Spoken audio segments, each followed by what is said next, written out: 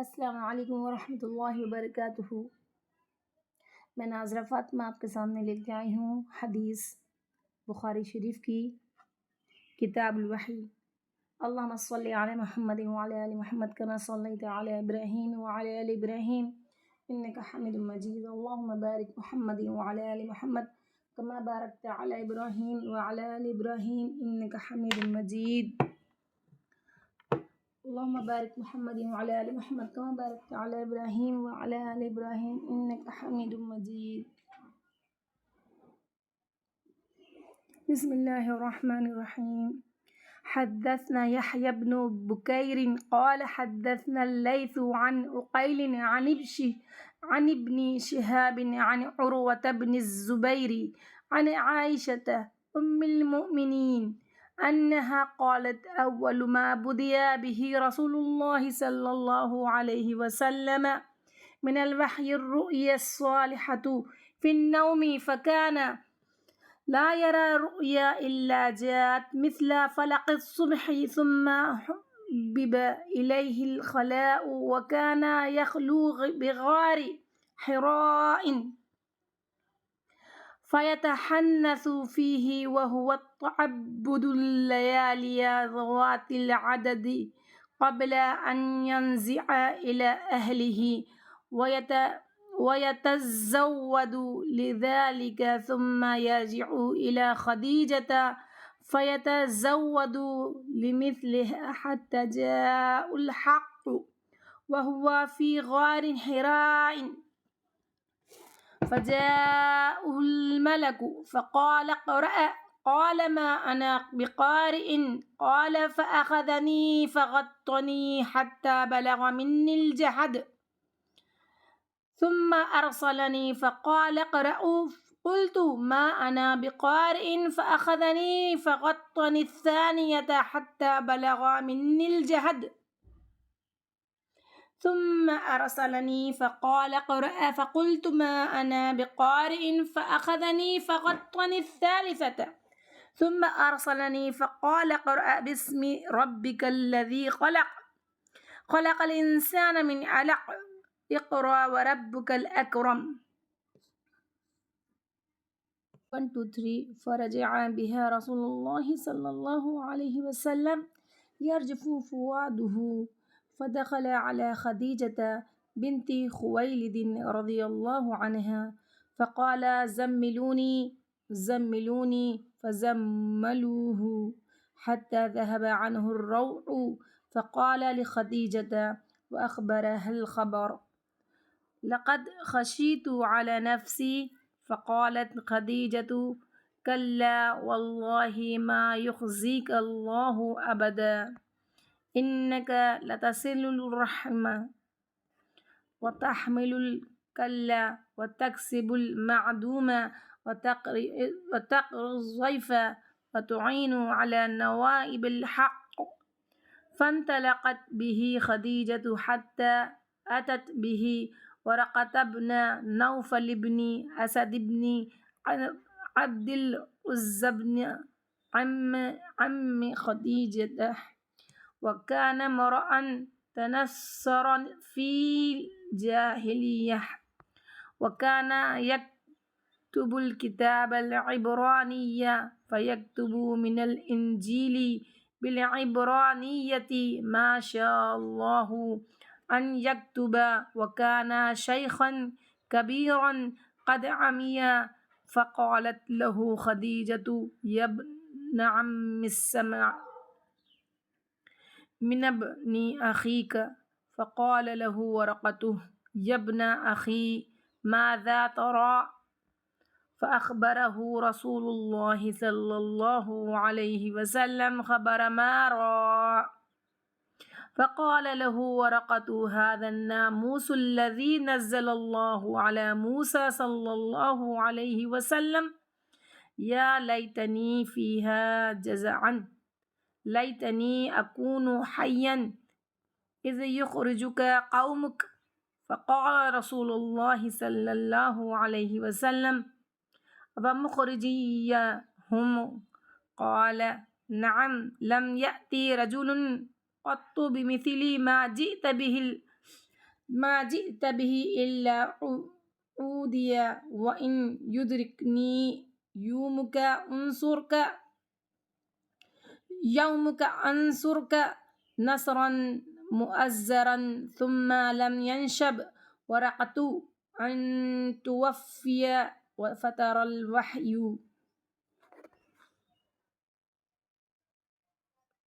آن حضرت صلی اللہ علیہ وسلم پر وحی کا ابتدائی دور اچھے سچے پاکیزہ خوابوں سے شروع ہوا۔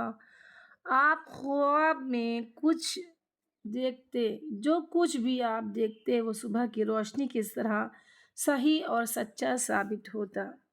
پھر من جانب قدرت آپ تنہائی پسند ہو گئے اور آپ صلی اللہ علیہ وسلم نے غار حرا میں خلوت نشینی اختیار فرمائی اور کئی دن اور رات وہاں مسلسل عبادت اور یاد الہی و ذکر و فکر میں مشغول رہتے۔ جب تک گھر آنے کو دل نہ چاہتا توشہ ہمراہ لیے ہوئے وہاں رہتے۔ توشہ ختم ہونے پر ہی اہلیہ محترمہ حضرت خدیجہ الکبریٰ رضی اللہ عنہا کے پاس تشریف لاتے اور کچھ توشہ ہمراہ لے کر پھر وہاں جا کر خلوت گزیں ہو جاتے۔ یہی طریقہ جاری رہا یہاں تک کہ آپ پر حق منکشف ہو گیا اور آپ غار حرا میں ہی قیام پذیر تھے کہ اچانک حضرت جبرائیل علیہ السلام آپ کے پاس حاضر ہوئے اور کہنے لگے، اے محمد صلی اللہ علیہ وسلم آپ پڑھو۔ آپ فرماتے ہیں کہ میں پڑھنا نہیں جانتا۔ آپ صلی اللہ علیہ وسلم فرماتے ہیں کہ فرشتے نے مجھے پکڑ کر اتنے زور سے کھینچا کہ میری طاقت جواب دے گئی۔ پھر مجھے چھوڑ کر کہا، اے محمد پڑھو۔ میں نے پھر وہی جواب دیا کہ میں پڑھا ہوا نہیں ہوں۔ اس فرشتے نے مجھ کو نہایت ہی زور سے کھینچا کہ مجھ کو سخت تکلیف محسوس ہوئی۔ پھر اس نے کہا کہ پڑھ۔ میں نے کہا کہ میں پڑھا ہوا نہیں ہوں۔ فرشتے نے تیسری بار مجھ کو پکڑا اور تیسری مرتبہ پھر مجھ کو کھینچا، پھر مجھے چھوڑ دیا اور کہنے لگا کہ پڑھو، اپنے رب کے نام کی مدد سے جس نے پیدا کیا اور انسان کو خون کی پھٹکی سی بنایا، پڑھو اور آپ کا رب بہت ہی مہربانیاں کرنے والا ہے۔ بس یہی آیتیں آپ حضرت جبرائیل علیہ السلام سے سن کر اس حال میں غار حرا سے واپس ہوئے کہ آپ کا دل اس انوکھے واقعے سے کانپ رہا تھا۔ آپ حضرت خدیجہ رضی اللہ عنہا کے یہاں تشریف لائے اور فرمایا کہ مجھے کمبل اڑا دو۔ لوگوں نے آپ کو کمبل اڑا دیا۔ جب آپ کا ڈر جاتا رہا تو آپ نے اپنی زوجہ محترمہ حضرت خدیجہ رضی اللہ عنہا کو تفصیل کے ساتھ یہ واقعہ سنایا اور فرمانے لگے کہ مجھ کو اب اپنی جان کا خوف ہو گیا ہے۔ آپ کی اہلیہ محترمہ حضرت خدیجہ رضی اللہ عنہا نے آپ کی ڈھارس بندھائی اور کہا کہ آپ کا خیال صحیح نہیں ہے، خدا کی قسم آپ کو اللہ کبھی رسوا نہیں کرے گا۔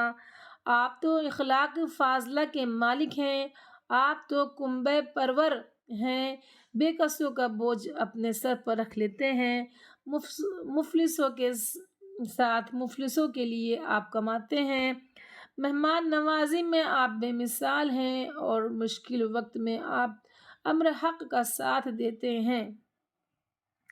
ایسے اوصاف حسنہ والا انسان یوں بے وقت ذلت و خواری کی موت نہیں پا سکتا۔ پھر مزید تسلی کے لیے حضرت خدیجہ رضی اللہ عنہا آپ صلی اللہ علیہ وسلم کو ورقہ بن نوفل کے پاس لے جاتی ہیں، جو ان کے چچا زاد بھائی تھے اور زمانۂ جاہلیت میں نصرانی مذہب اختیار کر چکے تھے اور عبرانی زبان کے کاتب تھے۔ چنانچہ انجیل کو بھی حسب منشائے خداوندی عبرانی زبان میں لکھا کرتے تھے۔ انجیل سریانی زبان میں نازل ہوئی تھی، پھر اس کا ترجمہ عبرانی زبان میں ہوا۔ ورقہ اسی کو لکھتے تھے۔ وہ بہت بوڑھے ہو گئے تھے، یہاں تک کہ ان کی بینائی بھی رخصت ہو چکی تھی۔ حضرت خدیجہ رضی اللہ تعالیٰ عنہا نے ان کے سامنے آ کے تمام حالات کو بیان کیا اور کہا کہ اے چچا زاد بھائی، اپنے بھتیجے محمد صلی اللہ علیہ وسلم کی زبانی ذرا ان کی کیفیت سن لیجئے۔ وہ بولے کہ بھتیجے، آپ نے جو کچھ دیکھا ہے اس کی تفصیل سناؤ۔ چنانچہ آپ صلی اللہ علیہ وسلم نے از اول تا آخر پورا واقعہ سنایا، جسے سن کر ورقہ بھی اختیار ہو کر بول اٹھے کہ یہ تو وہی ناموس معزز رازداں فرشتہ ہے جسے اللہ نے حضرت موسیٰ علیہ السلام پر وحی دے کر بھیجا تھا۔ کاش میں آپ کے اس عہد نبوت کے شروع ہونے پر جوان عمر ہوتا، کاش میں اس وقت تک زندہ رہتا جبکہ آپ کی قوم آپ کو اس شہر سے نکال دے گی۔ رسول اللہ صلی اللہ علیہ وسلم یہ سن کر تعجب سے پوچھا کہ کیا وہ لوگ مجھ کو نکال دیں گے، حالانکہ میں تو ان میں صادق و امین و مقبول ہوں؟ ورقہ بولا، ہاں یہ سب کچھ سچ ہے، مگر جو شخص بھی آپ کی طرح امر حق لے کر آیا، لوگ اس کے دشمن ہی ہو گئے ہیں۔ اگر مجھے آپ کی نبوت کا وہ زمانہ مل جائے تو میں آپ کی پوری مدد کروں گا۔ مگر ورقہ کچھ دنوں کے بعد انتقال کر گئے، پھر کچھ عرصے تک وحی کی آمد موقوف رہی۔ سبحان اللہ و بحمدہ، سبحانک اللہم و بحمدک، نشہد ان لا الہ الا انت، نستغفرک و نتوب الیہ۔ السلام علیکم و رحمۃ اللہ وبرکاتہ۔